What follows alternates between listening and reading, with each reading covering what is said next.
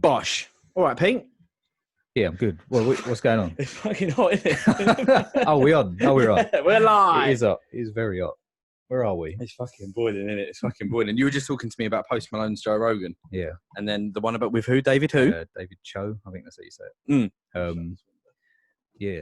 Jesus, it's like, well, that's like the Post Malone one was just so enjoyable because it just sounds like they just get on. I don't know whether they've met before that, but it just I don't think they did. No, I don't know. I'm guessing the mushrooms and stuff helped, but like them drinking. But yeah, that one was just so enjoyable. And then you got David Cho, which was he's got some amazing stories, like banging stories. He's done like he went traveling when he was like a teenager and stuff. Was he a stand-up comic? Is he?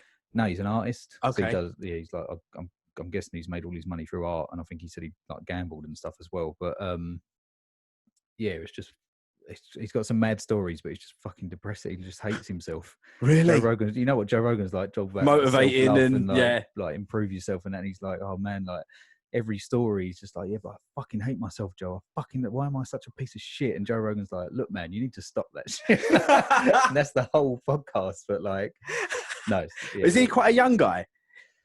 No, I think he said he's either late 30s, early 40s, maybe. Really? But he's he's a really interesting guy. He's got some amazing stories. Like he went to live out in the Congo just randomly. I think I saw Rogan's post about it. He was searching for a dinosaur or something when he was younger. He was like, I've got to go and find this dinosaur. Apparently people have seen it in the Congo, but he got out there and didn't know how to survive. So it's just him and this stranger going around like in the jungle, and they think they get lost. Well, they do, until like some pygmies find them or something, and then they manage to get out of the jungle. But he talks about like he went that mad in there because he thought it was going to be the end, and this guy was talking to him like a piece of shit because he was Korean and stuff, treating him like a bitch. Yeah. Gets to the point where he's like, Joe, I had a fucking rock in my hand and I was standing above his head, and he was like, just fucking do it, kill him, David, kill him. And then he's like, I couldn't do it. I just couldn't. I'm too nice of a guy like that. And I'm sitting there thinking, what if he did say, fuck? And he smashed caved his head in. Fucking killed the guy like Jamie Cut. Fucking hell. No, I have loved the guests he's had on recently, man. Rogan is one of the like genuinely, and as like cliche as it is, bro. Like we say every week, we got 3 listeners, but Joe Rogan is a big reason why I started doing the shit like across like Scene of the Grime, 2Ps on a pod, and Strike Thoughts. I get enough interactions on Instagram to be busy. Do you know what I mean? Yeah. Like people reacting and stuff like that. So who's our 3 listeners? Bruce is one. Let's give him a shout out. Shout out, Bruce. Shout out, Keith. Shout out, everyone. Shout out, Eggy. Yeah, that's it, I think. Anyway, Pete, we're going to quickly talk about the last week's card, and then have you got your list prepared? Fucking bosh, mate. It's a weird one. All right, I'm looking forward to it. Last time, must be a few weeks ago now, I did a top 10 of who I thought was the GOATs, and I asked Pete to do one today, so that's very exciting. So, Peter, I reckon as I go through these, you'll start remembering them. It's one of those things, isn't it? Yeah. Gerald Meerschaert tested positive, so his fight was out, unfortunately. Is that a German guy? Is he German? German Meerschaert? Sure. I don't know. But I know that I've seen him fight before. So big dude with a beard, but he tested positive, so his fight was out. So the first fight that I watched was Chris Gutierrez against Cody Durden in a bantamweight division. Do you remember this one, Pete? Tell me a bit about it. There's dominance from Durden really in the first round with great wrestling and took his back with a body triangle. There was one thing I will talk about quite a lot on this card, bruv, and round 2 of the Cody Durden fight was the first one of the night that I saw was a cup shot. Many. I noticed obviously during the night, it's just like everyone that come up, it's like, did they count to like 10? They get like 10 shot low blows throughout the night or something? Yeah. Paul Felder was counting. Yeah. It's just, and they were hating because there were so many fights. They were like, the last thing we need right now is more breaks. Like, come on, we want these fights to be done. But this was an interesting fight, Pete. And the reason why this was interesting was because Durden in the first round showed absolute dominance. And everyone was, the tweets they keep showing, it was like your textbook 10-8 round. It's one of those things where if it got to the end of the fight and the judges hadn't scored that round 10-8, you'd think, well, what's the point in having 10-8 then? Like, why have you done everything 10-9? So they did give that 10-8. Then Gutierrez actually won the next 2 rounds. So the fight was a majority draw. What do you think about that? So he won 2-1. Well, it was a draw. They basically did it on the draw. I can't remember what the final score was, but I know they did the first round 10-8 and they did the next 2 rounds. I can't remember what it was, but it ended up as a draw. So It's a good decision. I thought it was a good decision. I think they need to do more of that. Yeah, Like, I don't guess understand. if it pans out that way, then yeah, like if it's 10-8 first round, and then maybe that Gutierrez comes back and dominates in another round. It's just, I don't know. It's hard, isn't it, with 3 rounds? Yeah, I know. The 5 rounders, you're a bit more like, well, he's definitely got 3 rounds. Like, Yeah. Yes, I don't know. Unless you're Max Holloway. But yeah, I thought that was a good decision. And like we've spoken about it before, I think more fights should be ended in draws. The next one was Jamal Emmers against Vince Cachero in the featherweight division. Absolute dominant performance from Emmers, using his reach, using his knees, and using a tie clinch. So long since I've seen the plum. This one I tuned in for, I think. He was like Anderson Silva style doing that plum. It was fucking brilliant, bruv. But Cachero is so tough, bruv. The shots he took in this, he's taking knees directly to the face. He was like over and over again. And the commentators were going like, and it's interesting because Paul Felder is a professional fighter, and it was Dominic Cruz, wasn't it? Oh, okay. Professional fighters, and they're going, "Oh, dude, that's." And I'm thinking, you're still. It must be weird for them, like even though they've been in there and done it, they must still look at that and think like, "Fuck that!" Like, but they got the best jobs now, just sitting there, still getting paid, not taking any punishment. Yeah, that's it. Just getting into fights with referees. But yeah, taking some mad shots of Cachero and Jamal Emmers was close to getting the fight stopped a couple of times, but just couldn't get him out of there in the end. But a unanimous decision there for Jamal Emmers. He looked really, really promising. If he can keep doing that the tie clinch, if he can keep using his reach, I think he'll be a bit of a problem in the featherweight division. Never had a fight in my life. Who knows? Johnny Munoz was the next fight against Nate Maness in the featherweight division, Pete. 2 cup shots in 1 round. Jesus, let me get these. Like, it's just like fucking... I just need to see their faces. Do you want me to get them up? Cool. So this one... So many names. Too many Yeah, fights. so this one, it was good action sort of back and forth on this one. I think if we bring up Peter, the fucking cards that we've got coming up, if we just take a look at some of these while we're here, actually. I keep thinking all the good ones have gone, but it's like... We've got Alexei Olenek against Derek Lewis coming up. We've got Stipe coming up. Fucking absolutely incredible. So this was Brunson against Shabazian, and these are still the prelims at the minute. Let's have a look. So this was that fight. Johnny Munoz against Joseph Maness. What's it? Nate Maness on there. Unanimous decision there for Joseph Maness. It said Nate on TV, so I don't know why. It must have a different name. Fair enough. Then we had Frankie Sainz against Jonathan Martinez in the bantamweight division. Lots of back and forth in this one. Martinez drops him with a head kick. Goes to a stoppage again. And the ref did show me something. And the fight was not stopped there.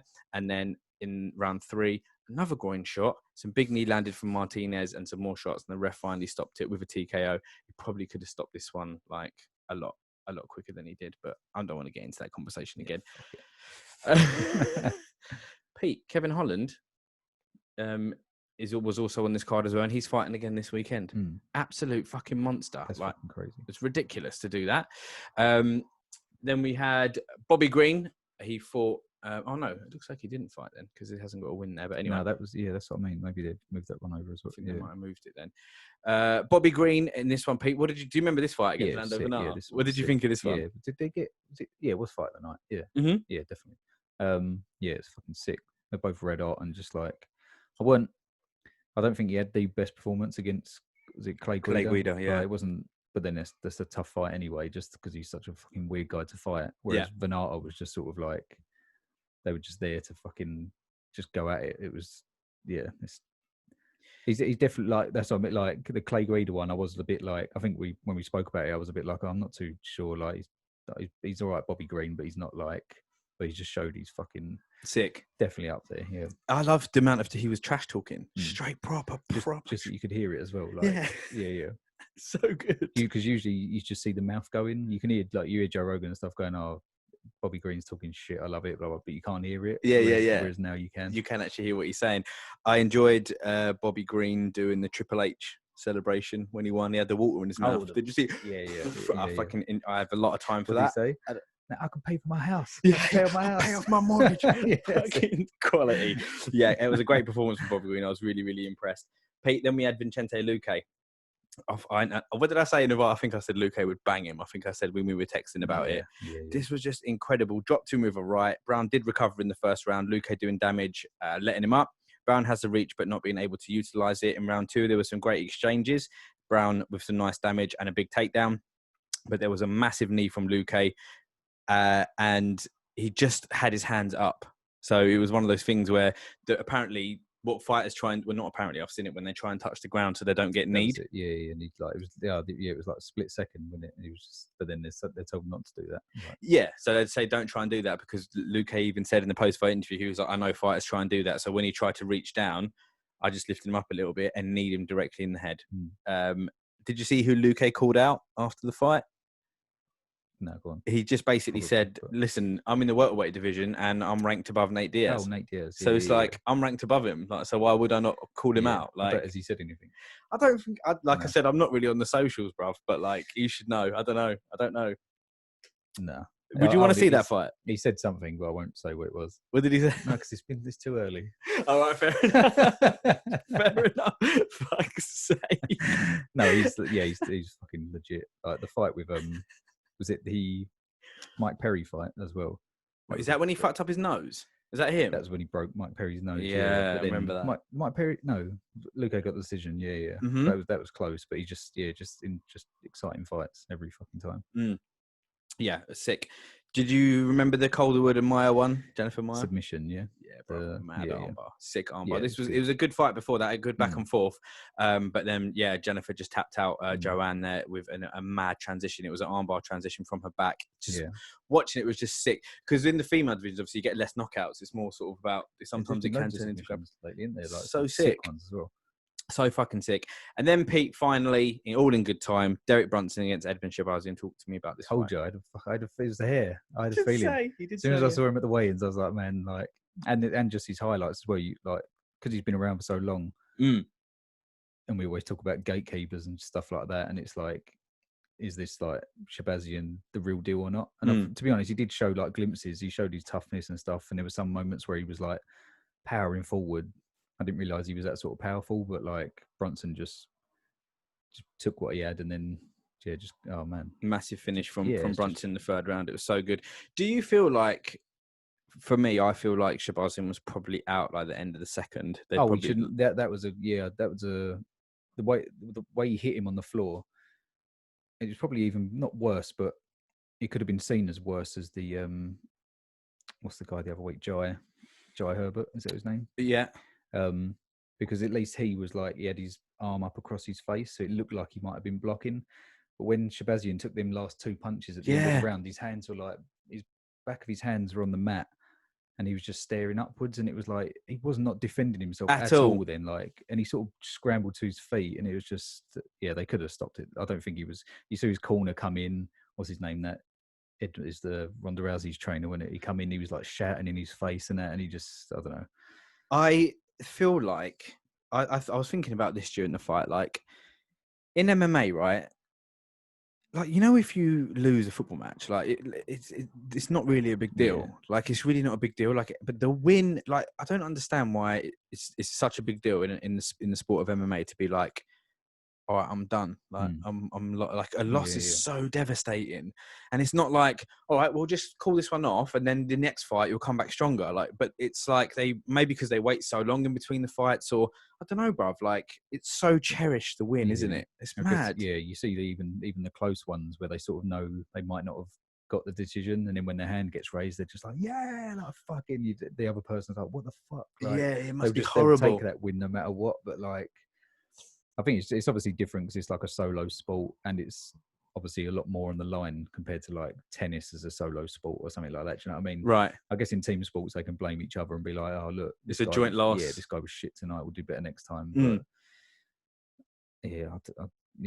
that one, it wasn't. I don't know. They keep cropping up, don't they? Sort of stoppages, and should they be stopped quicker? They've always been there, but like, that one I looked at and I was like. Even when they come out and Brunson just started swinging at him, I was like, "You don't want to be in there, that kid." 100%. I think someone said it. Felder might have said it, or his body language. He did not want to be in there. Yeah. And okay. So do you feel like it's just a fighter's job? The fighter should turn around and say, "I don't want to do it anymore." But then you get looked at as though what Dana would fucking not. I don't think Dana would actually rip someone a new one because he didn't the other day when the other guy did it. But it's for a fighter to say it.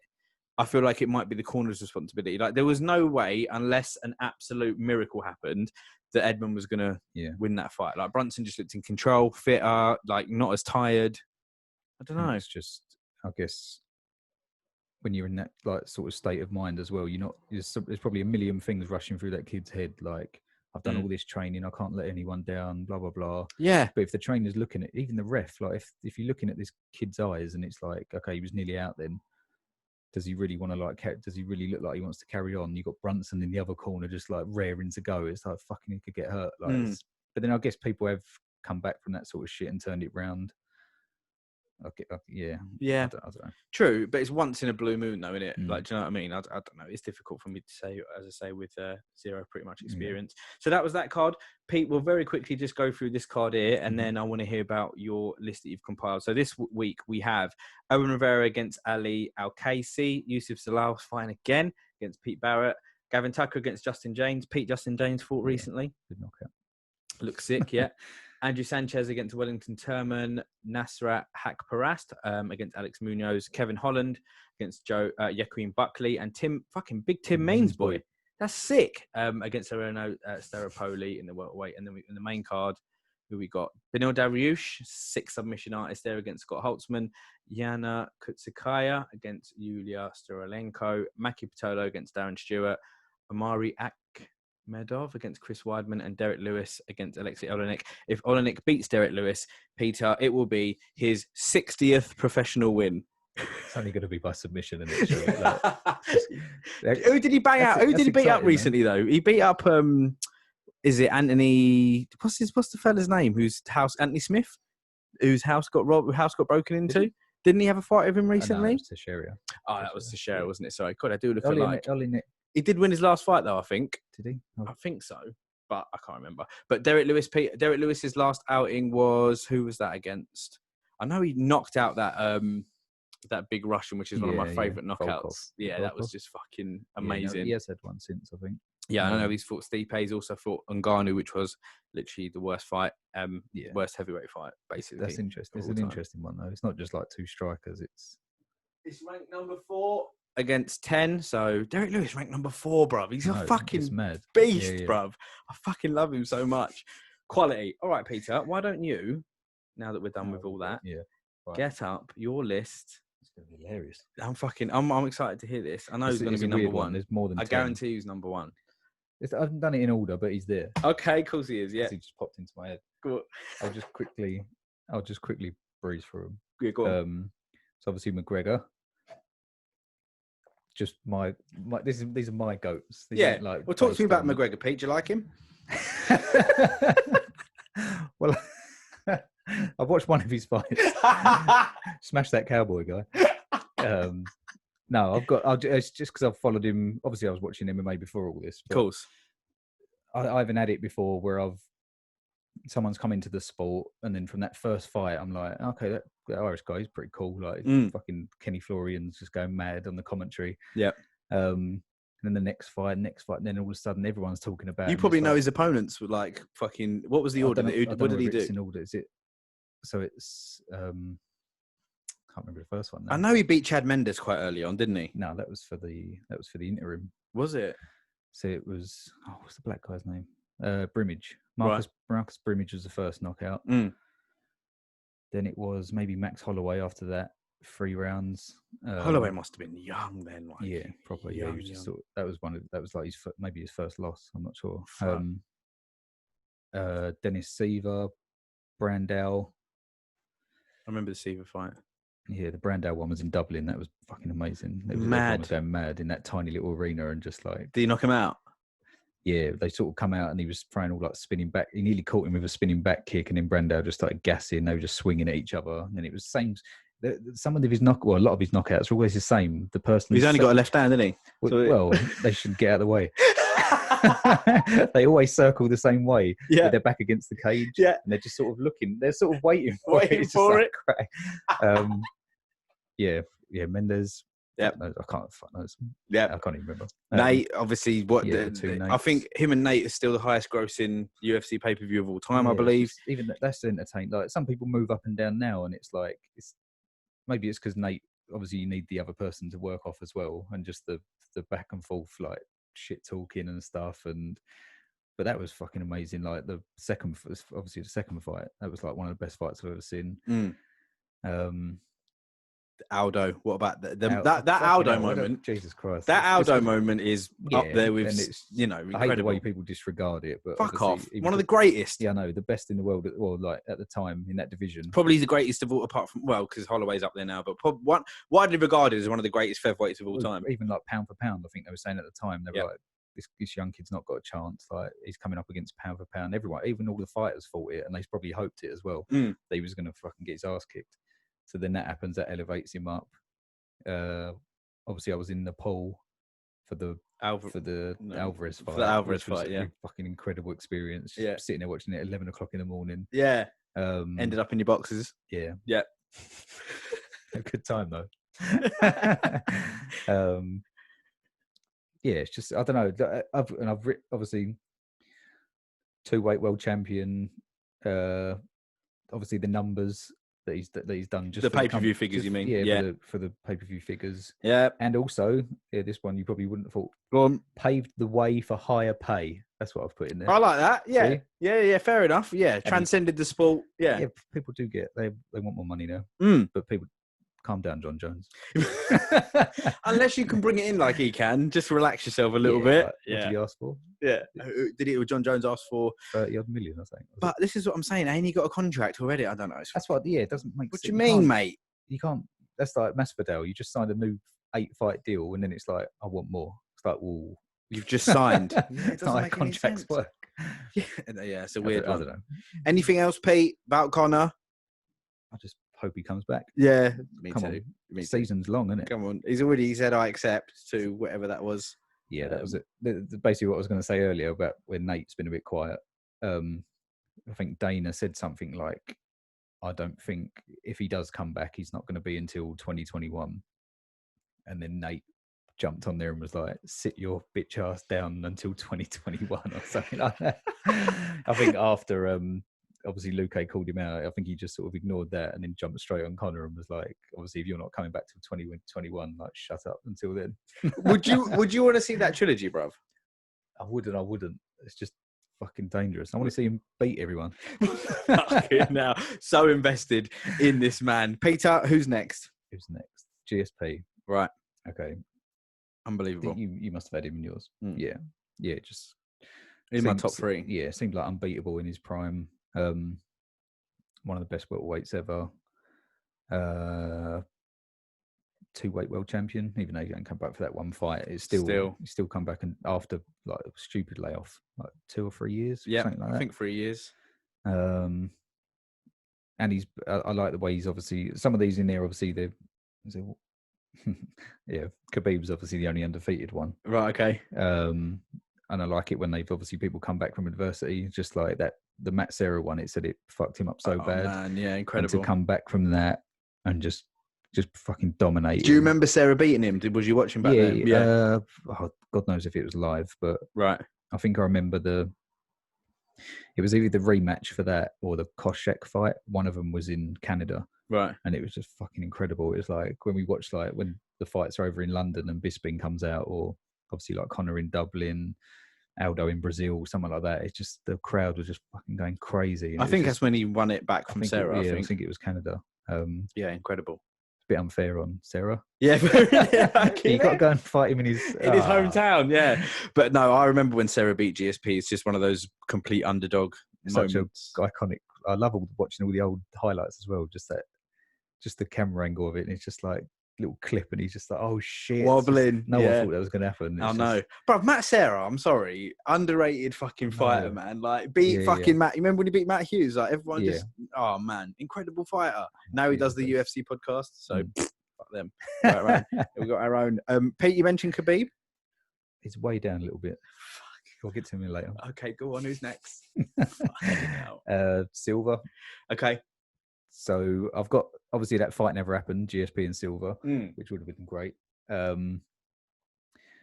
I don't know, there's something about the dominance of, not saying like GSP always used his wrestling, but it was always there for him. But there's something about the dominance of Silva's striking all the way through his career. Was it 10 years unbeaten or some shit like that? Mad. And just like every time I tuned in, I was just like buzzing. Even the boring fights, even though they were boring all the way through, like Tell Us Latest fight, stuff like that. It's just like you was always waiting for something to happen.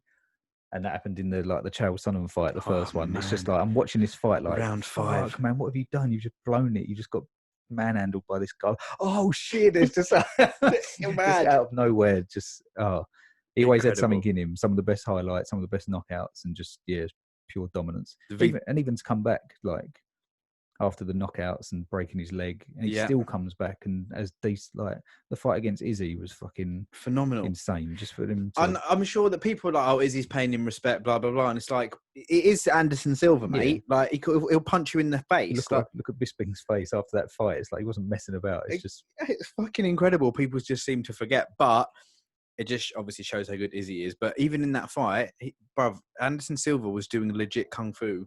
Like blocking, proper like, and taking his shots. Like he took a few punches and was like, what? Like the Weidman one, he just didn't see coming. It's just he's done that all through his career. And just it was a fight someone was talking about the other day. I think it was Joe Rogan talking to Joe Schilling about like old fighters and stuff. And then when Silva was in Cage Warriors over here or something, and he fought Jorge Rivera, right? And I've tried to find the clip, and it's like. I remember watching the fight, but it's more, he might have him in like the Muay Thai plum, what you was talking about earlier. And Jorge just starts unloading on him, and Silva's just holding the back of his head, just like going like this, like what? And it's just, the guy's hitting him with everything he's got. And then Silva just sort of starts moving around. He just had this weird chin. It's just mad, isn't it? Because he's quite wiry. He's not skinny like guy. But he's just got something about him. Something absolutely special incredible. About him. Yeah, special. I remember when, I think his first fight was Lieben, wasn't it? When he came in and fought Chris Lieben. And Rogan always talks about it. Rogan's like, I don't know if you listened to, because he owns On It with, I can't remember the king's name, but his business partner On It. He was like, when we used to bet UFC, like gamblers. Yeah, he was like, I've made him so much money. He was like, when Anderson Silva first came in, I was like, bet your fucking house. Bet the house on bet your house on this guy. Like one nowadays, people know people, don't they? Like someone will come over from Dagestan, and everyone will be like, oh no, fucking this kid is really good. Like, everyone knows. So I don't win anything. But one of my goats as well, if not the goat for me, bro. Just beast, absolute monster. Okay. John Jones. Still currently unbeatable, which is actually, he's another, obviously with Khabib, another, even though he's got that stupid loss, we won't even talk about it. Doesn't count, yeah. It's he's just, it's almost like I don't think he's got bored, but it's like he's not the same fighter as what he was, obviously the same as Silva as well. But like he knows how to win, and it's like he's got every tool going. Like there's not one weakness. Like he's just got everything, and it's, I don't know. Maybe he'll go all the way and just retire undefeated. But there's always that challenge of moving up to heavyweight. Yeah. If they can sort something out there. But yeah, obviously when he come onto the scene, it's like there's little. It's not that it's different, but obviously you're talking about Matt Serra before. Yeah. Small guy, stocky, short arms, blah blah blah. It's not like he's got everything against him. Yeah. Obviously he worked with what he had, but John Jones is just like the perfect build mold, for fighting. You know what I mean? Like he's fucking huge against everyone. The length, just his strength, the power, wrestling, striking, chin as well. He's got a fucking amazing chin. It's just like he's got everything. Absolute beast. What do you feel about like his career would always be marred by his kind of off? That's the thing. Camera shit. Yeah. Loads of people got that, haven't they? You got Silva with the drugs. 100%. GSP didn't get nothing. No, never tested positive. But he looks like he's on everything. There's a lot of fighters that I rate very highly, like DC, Bisping, all these kind of people. They've just never tested for anything. Like, do you know what I mean? And they're pretty decent in their outside life. Like, so I think it does count. It's like someone's an arsehole. Do you know what I mean? It does fucking put a dent in their career. But mad fight. I remember, who did he beat for the title? Was it Shogun? I think it was Shogun, wasn't it? That was because Rogan always talks about him coming out with a flying knee. I think. So but good. even that, he made he made Shogun. He made Shogun look small, just a small old fighter, and he just fucking like engulfed him. It was just, I don't know. It's the spinning back elbows against Stefan Bonner that like knocked him off his feet. It's just like fucking hell. Monster. But he does that in spurts now. He'll do something little and then sort of cruise for the rest of the round, like with certain shots. It's like back then he was just fucking all the way going for the finish. Yeah. But yeah, I don't know. What's the plans for him? They got anything? I want him to go up and fight DC or Ngannou. That's what I want to see. Like, but is DC going to retire after this? I reckon he will. Yeah. All right. So who's there for John Jones then? I know it's weird. It's a bit weird, this one, isn't it? Because I guess they should just make the title just up for grabs, and whoever. I doubt they'll give Stipe an immediate rematch, right, or an immediate title shot if he loses. Right. So it's going to be, maybe that's a good fucking one to do. The title's up there, so it'll be like Ngannou, John Jones for the title, something like that. Mm-hmm.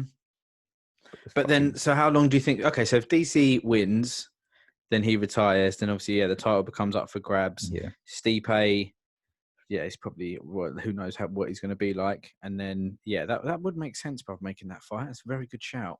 Fucking hell, matchmaker over here. Jesus Christ. Fucking hell. I was pointing to my head then for anyone listening.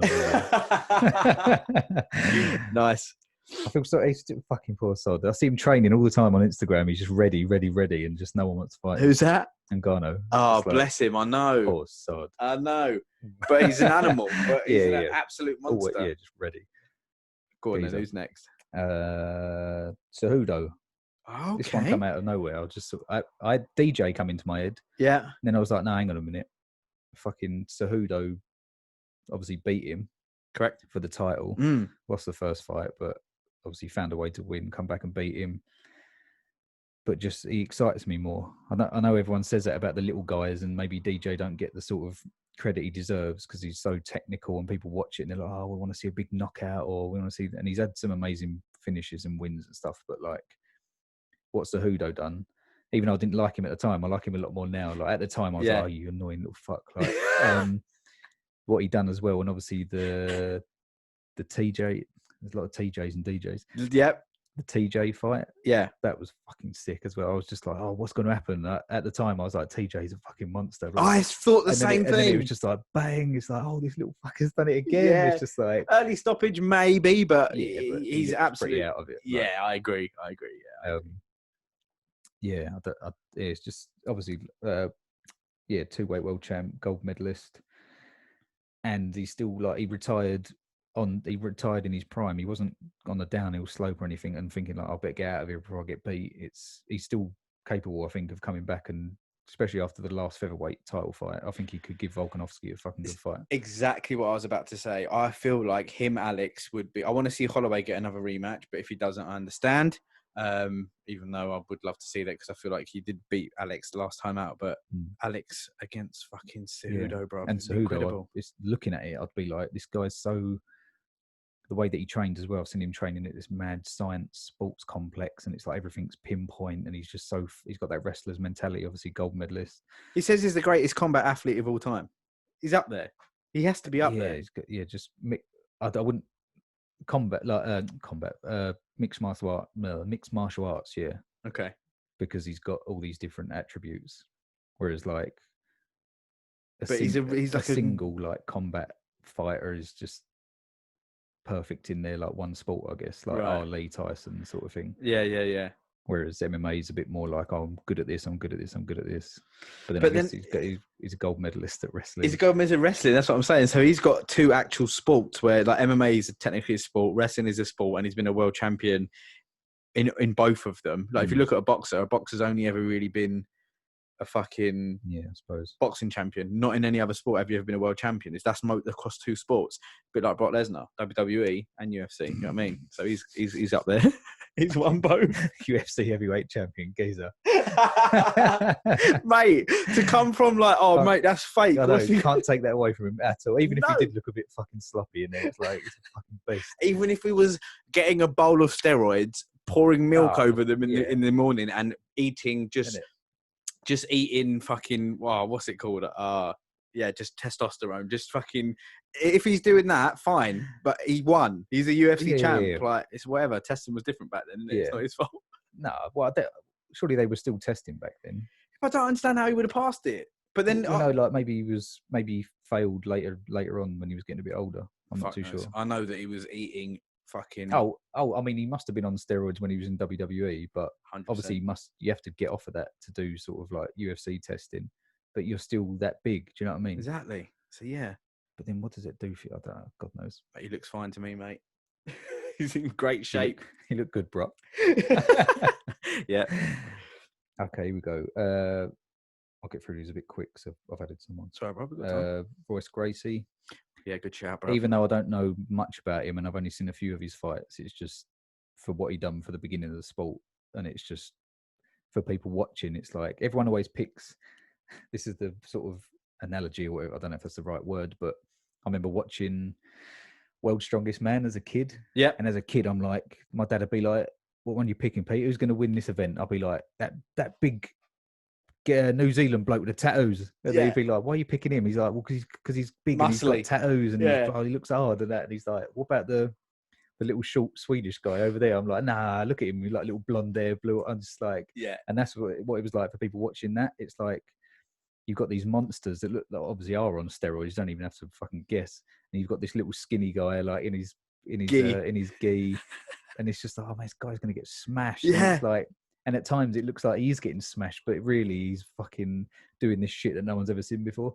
Unreal. And it's just, it just paved the way for. Well, we're seeing it a lot lately now. Like, I love watching the submissions. It's like when you see someone working for it, and then it's like even people that don't really. Like I know a little bit, but I don't know fucking shit about. I can't even remember how to get into them positions and stuff. But when you see I've never someone, done it. Yeah. When you see someone working it out, and it's like the other person realizing they're in shit, like Gustafsson the other week, it's like, oh, this guy's. There's no chance he can even get up to his feet, even though he's like a monster of a man. Yeah. There's no way you can even get up against this old Brazilian guy. It's just mental, done. Like, but yeah, definitely up there as.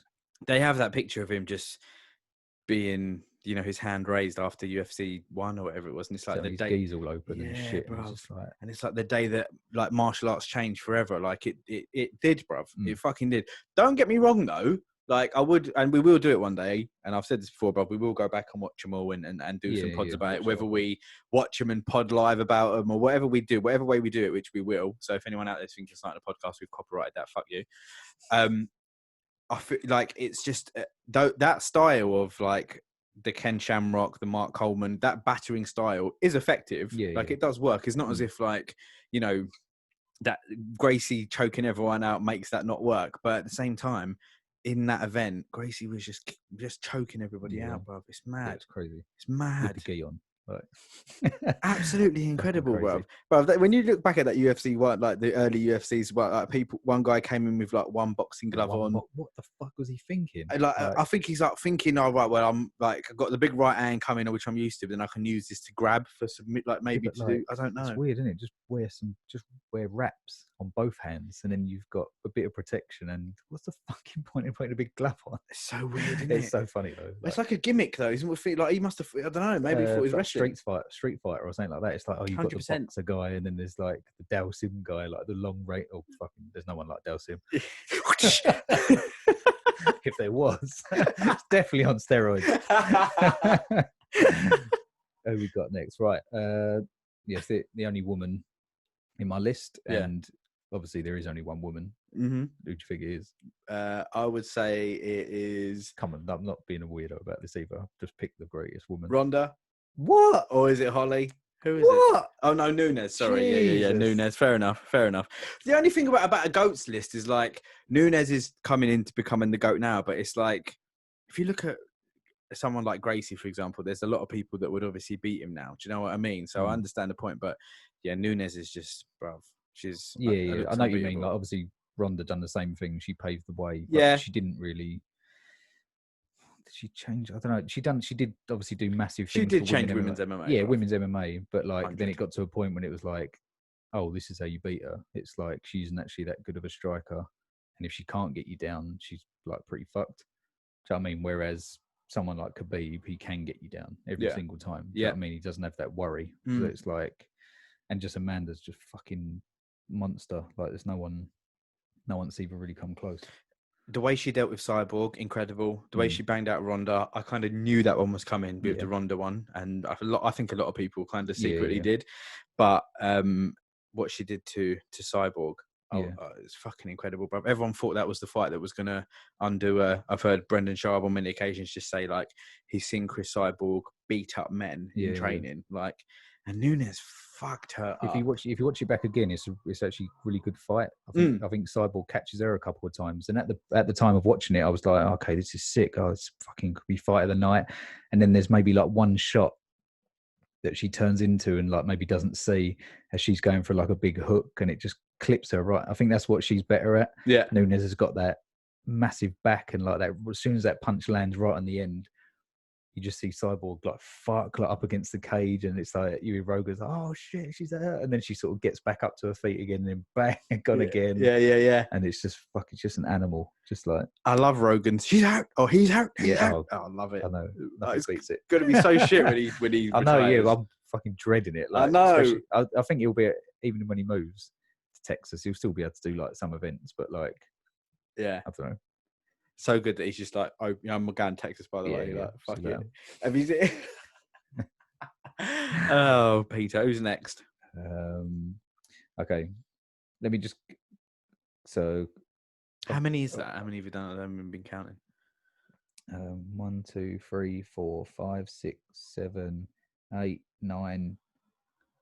So I've done 9 normal ones, but then I've done. Let me just chuck this in there. Go on. Fucking Bonner and Griffin. They Okay. always go down as goats just for that fight. But Fair enough. we spoke about that last time. Yeah. Khabib, currently unbeatable again. I fucking can't wait for the Gaethje fight. It's going to be. And to be honest, I like 100% respect him. Is that I know I always joke about it because of the Connor stuff and say he's boring or whatever. But Yes. if he beats Gaethje, then he's probably pound for pound, maybe like best MMA fighter. Mm-hmm. Because that just proves to me that he's gone against this like fucking amazing wrestler who's an absolute machine as well. Just doesn't stop after what he done to Tony Ferguson. And I thought Ferguson was going to beat Khabib. Yeah. I was so looking forward to it. Mm-hmm. Yeah. So if he beats Gaethje, that'd be You'll be cheering for Gaethje, I'm sure, Pete, as we get closer to the time. Yeah. Leg kick. Leg kick.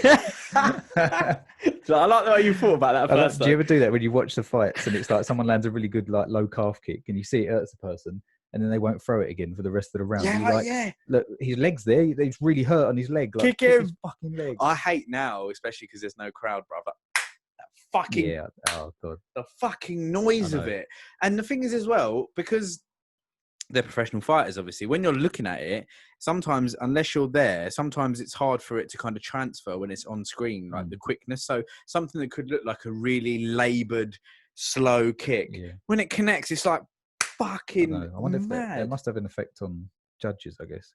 Yeah. If they hear that slapping, even though they say the ones that make the slapping sound ain't the ones that hurt, it's the ones that don't make a sound and they just sort of dig into the calf. Fuck. So it's like, but yeah, it must have a fucking effect on them watching. Absolutely horrible. Have we got time? Yeah, go on. So let me just chuck these last 2 in there. I'll put Vanderlei in there just because he was the one that got me into the sport. Vanderlei Silva, the axe murderer, yeah. Of course. And just like, I remember watching all his YouTube videos. Obviously, he's lost shitloads, but I just love the fact that he will fight anyone at any time. If anyone probably said like, come and meet me here, blah, blah, blah, he'd fucking turn up. 100%. And it's just, I was going to tag you in it the other day. Even though I think he lost it, I think he lost the fight in the end. But the Ultimate Fighter he done with Chael Sonnen, there's a scene where they're waiting for all the fighters to come out and do a weigh-in or something, and they're just staring at each other. And Vanderlei's like slapping the back of his hand. He's just like, "I don't like you." Yeah, they end up scrapping. Yeah, don't he's they? pointing his face, and Chael's like, "I just want to talk to you, man. I just want to say hello." He's like, "No, we don't talk." Like, and then out of nowhere, I think he goes to clap in front of his face, or something like that, and then Chael gets ready. Yeah. And I think it looks like Vanderlei comes in with a slap because maybe he's a bit worried about punching him. Goes in for a slap, gets taken down. Then Vanderlei's throwing downward elbows. Vanderlei's teammate comes in and punches Chael Sonnen in the head. Mate, it's fucking mad. Crazy. Yeah. But I just love him. He's just got that mentality. Absolute monster. Even from the Pride days, bro. Absolute monster. And I'll whack this one at the end. DC if he beats Stipe. Yeah. Goat. Yeah, absolutely. Heavyweight goat. Heavyweight goat, absolutely. And that is a fight that is coming up very, very soon. Peter, that was very fun. I enjoy that. I want to start doing a bit more stuff like that. Like, I think we should do like top 10 fights and that kind of stuff. And then we should do a pound for pound list and that kind of shit. So I know, because we always just talk about the cards, and the cards are fucking good. Because there's so many now, like top 10 knockout submissions. So many. That'd be fucking so many. But yeah, thank you very much for listening. You can check us out on Instagram. The videos are up now. I don't know if that was longer than an hour. I don't think it was. So we should be able to upload that one. If you're looking at the Instagram thinking, like, where's fucking episode 13? That's the one that me and Pete rambled too long on. That one there. So we couldn't upload it. Just chatting. That was a good one as well. That was a good pod, that. Fucking good pod. Thanks very much for listening, and we shall see you next week. Bye-bye.